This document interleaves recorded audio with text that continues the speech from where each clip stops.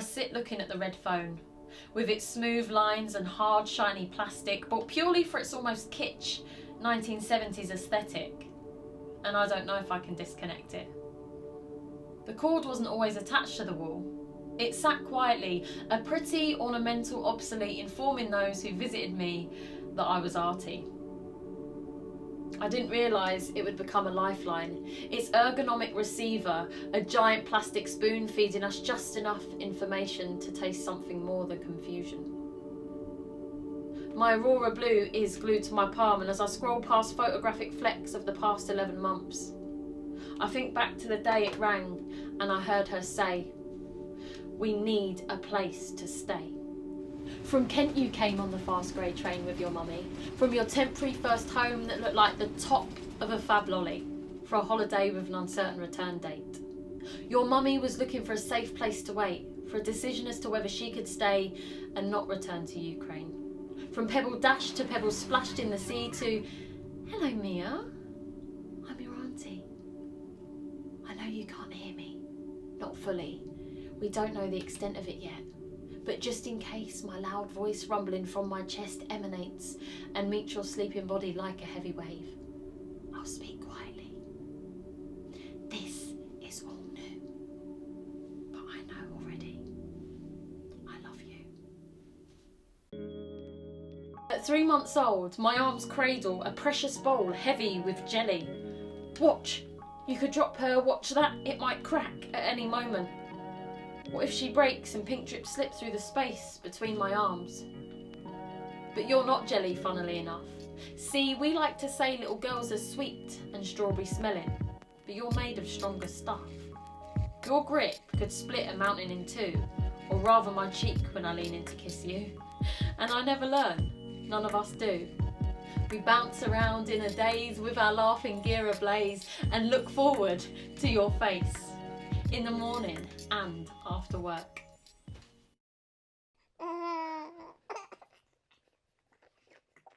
I sit looking at the red phone, remembering when Mia's mum needed it. We plugged it in, waited, anticipated its monotone groan. And as the rotary dial spun, breath gently ticked from its lungs, it was no longer defunct. At first it was fun, a 70s novelty not limited to minutes. She could call anyone she ever wanted. It was a beacon of hope, and simultaneously a rope that kept her attached to the flat. See, we take these things for granted. Anywhere we go, tap, tap, tap, information on tap. Mia's mum didn't have the luxury of that. Its ring sings a shrill song down the hallway. She lifts the receiver, anticipates an update, hair hides the anxiety on her face. Could this be the solicitor informing her of a status change, or Mia's audiologist looking to rearrange?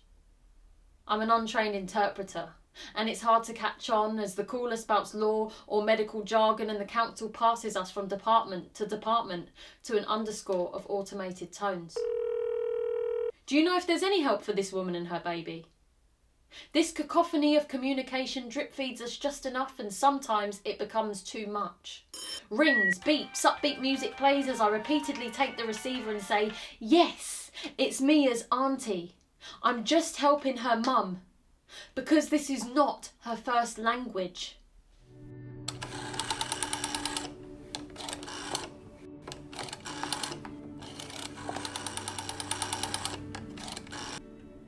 Mia watches all of this, takes it in, fascinated. She mimics us on the phone, so we buy her a little one of her own. They say babies develop language through imitation and play. She babbles us a story to communicate.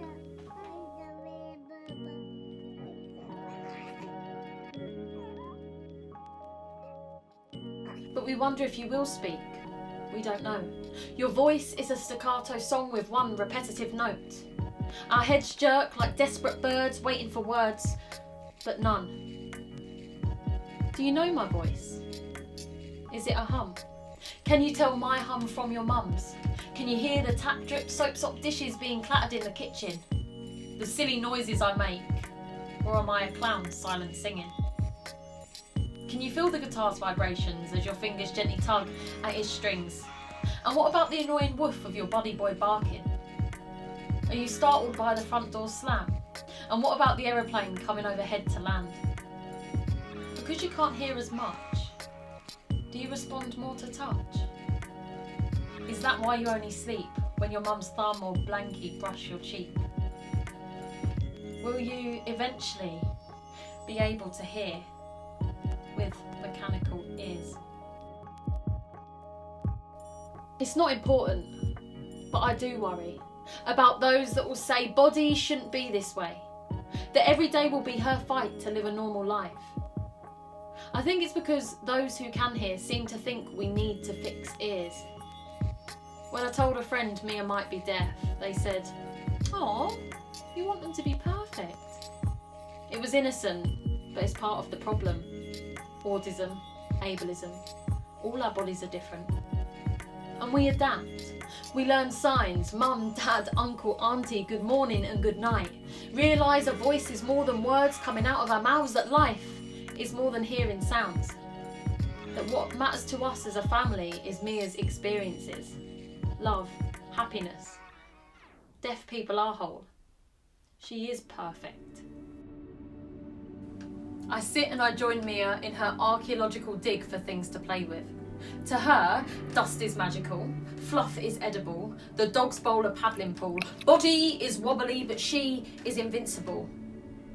Borealis-coloured bruises stamp her legs, she falls but dares to take another step.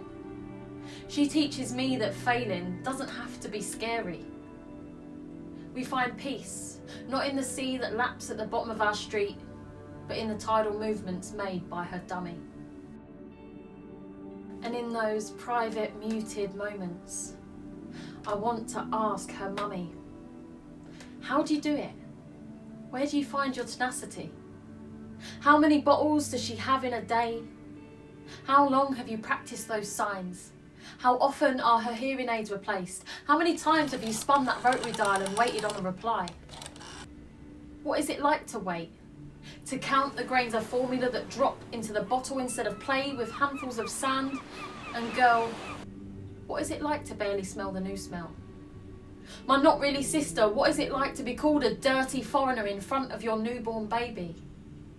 And what do they say, those pre-baby clothes as they stretch over your post-baby body? What about family? Living with this quasi-family, don't you miss yours in 3D? How does it compare? Real skin to solidified scintillant squares? Are your hands used to gripping a flat fuzzy image, pixelated plastic, incoherent? Or do you remember your mum's hug, breathing in the smell of her cooking when time spent with her wasn't borrowed or Wi-Fi limited? What about sleeping in other people's dips? How do they hold you? Do they curve around your hips? Cuddle you in and whisper promises of a decision soon, or will you need to wait more than the 2 you've already done? What is it like to wait? What is it like to be out of frustrated shapes that your tongue can make, and when you try, all you hear is bad English? Out of baby chat as she sits on your lap for 3 hours at the Home Office. Sorry, didn't you know? Your appointment's been cancelled, you can go. Out of places to go, to stay, out of ways to lay your justifications down and say, I came here because... Out of ends of sentences. What would it matter anyway? What is it like to wait? How does it feel with this weight? Weighed down by decisions out of your hands. Body stagnant on top but legs thrashing underwater. You ask me, what's the point in putting this stress onto my daughter? And I know if I asked you all of this, you'd tell me you were fine. Recite your mantra, we have what we have. And though I appreciate it, I won't ever understand. And some of us will never realise that needing to be safe and the need for a better life outweighs the thought and the act of it being a crime. And people have solutions that don't exist. They say, go on benefits, get some universal credit. But here's the tragic bit. Claim they don't know that the policies they voted for mean that asylum seekers have no right to work or recourse to public funds. That's the problem with swaddling people in blanket restrictions. And while I know we cannot be limitlessly generous, can't we try to understand those who are desperate? Can we change it? Can we reform it? Make it a truly case-by-case situation? Update those who are waiting for phone calls, for answers for years, regular communication, human to human. Allow those people who want to work to contribute, because Mia's mum wants to. The world's belly swells with an upset stomach, poisoned by differences of opinion we daren't to discuss. But we shouldn't fear it, use anger to fight against it. The world is sick, but we must work through it, nurture it, cradle it on our hips, love it and each other. Even if war seems to be the only constant and it takes less muscles to frown and anger oppresses us, holds us down, love keeps us going.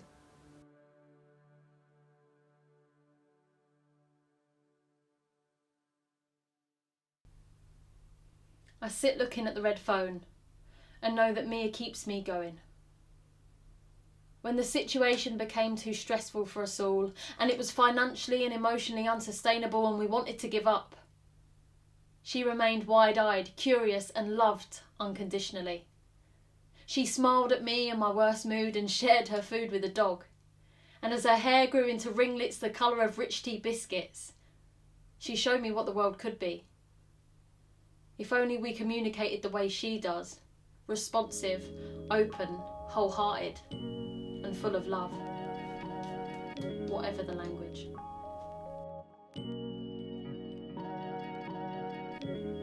The walls of our flat breathe out stories of alphabet signs, bumped heads and kisses better, Teletubbies on the telly and scouring pads on sick, as I sit looking at the red phone and know that this is no longer their home.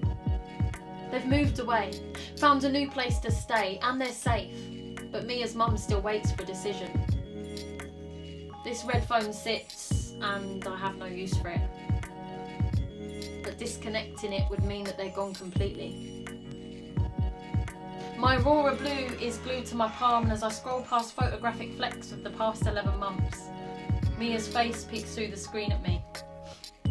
The usual happy, well-documented things of sitting, crawling, her first birthday, and screenshots of us video calling recently where her mum showed me milestones I feared I was missing. And to my surprise, she recognised her auntie. I sit looking at the red phone and decide to keep it as a lifeline, just in case there's news or Mia's mum can only get through to me on this one. It's reliable, hardy, sturdy. It had to be. Maybe it can't do all the things this new one can, but it won't break easy or run out of battery. It was needed, just like me. It still is.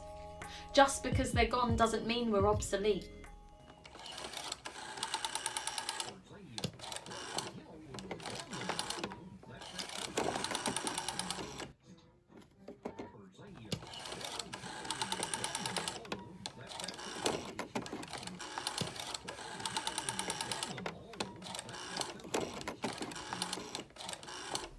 This red phone reminds me that no matter the distance, we'll always be connected.